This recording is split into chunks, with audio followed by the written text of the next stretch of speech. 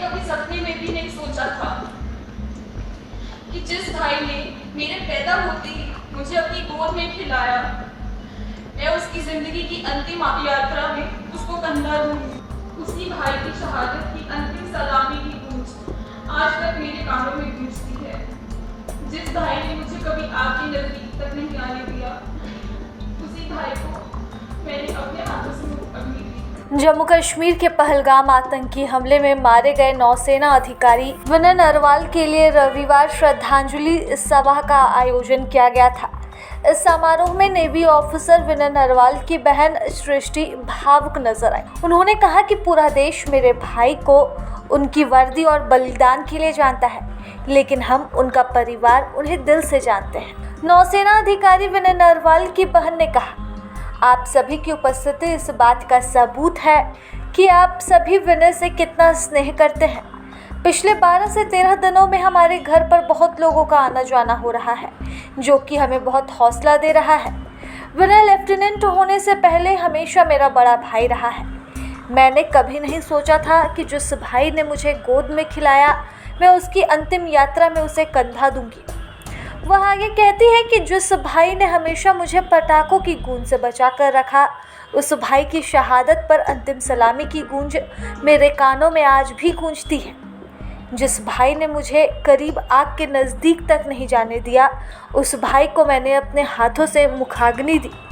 जो भाई मुझे रोते हुए नहीं देख सकता था, आज वह आंसू पोंछने के लिए मेरे साथ भी नहीं है। भाई की श्रद्धांजलि सभा में उपस्थित भाइयों, बहनों, मेरी माताओं और मेरे बुजुर्गों को मेरा आदर भरा नमस्कार। आप सबकी आज की उपस्थिति इस बात का सूचक है कि आप सब विनय को कितना ज़्यादा स्नेह करते हैं, कि आप लोग इतनी भारी तादाद में आज यहाँ पर उपस्थित हैं। पिछले 12-13 दिनों से हमारे घर पर बहुत लोगों का आना जाना हो रहा है, जो कि हमें इतना ज़्यादा हौसला दे रहा है। विनय मेरा भाई एक शहीद होने से पहले, लेफ्टिनेंट विनय नरवाल होने से पहले, वो हमेशा मेरे लिए मेरा भाई, बड़ा भाई रहा है।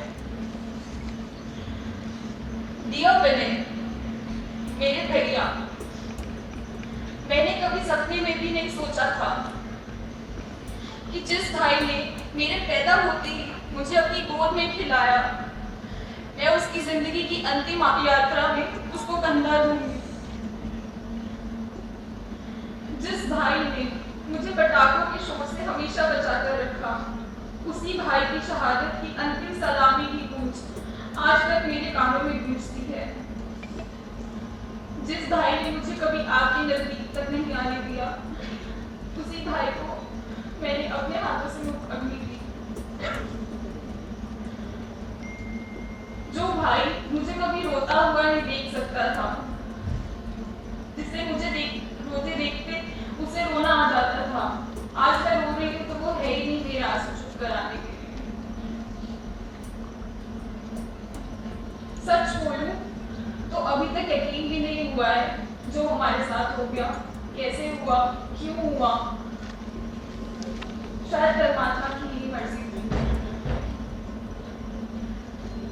जब तक मैं रहूंगी विनय रहेगा, जब तक आप सब रहेंगे विनय रहेगा, वो अमर रहेगा, वो हम सबके अंदर है।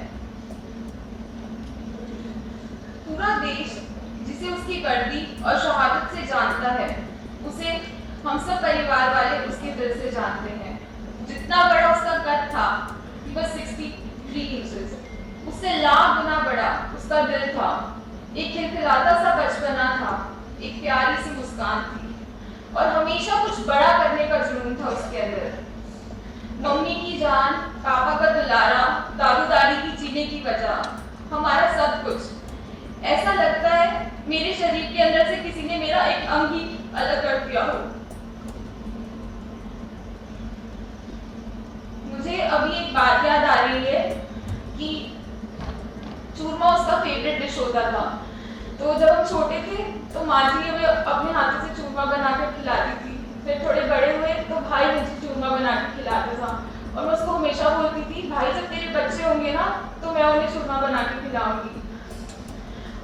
कोची से छुट्टियों पर आता तो दादू दादी को कभी नहीं बताता था। रात को जब वो सो रहे होते थे उनके बीच में लेट जाता और जब सुबह दादू दादी की आंख खुलती तो वो उस बीच में पाते। उसे सरप्राइज करने का बहुत शौक था, पर लगता है नियति ने ही हमें सरप्राइज कर दिया। हम पिछले कुछ महीनों से विनय और हिमांशु की शादी की तैयारी में इतने खुश थे कि हमारी खुशी का ठिकाना ही नहीं था।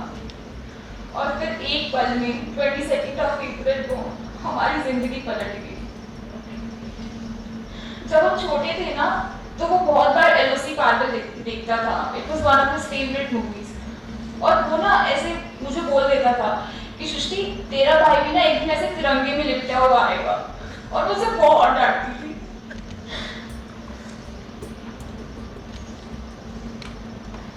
Well, even though life had a twisted fate, still Vinay fulfilled his dream and made all of us and the whole nation proud, and we are so proud of him.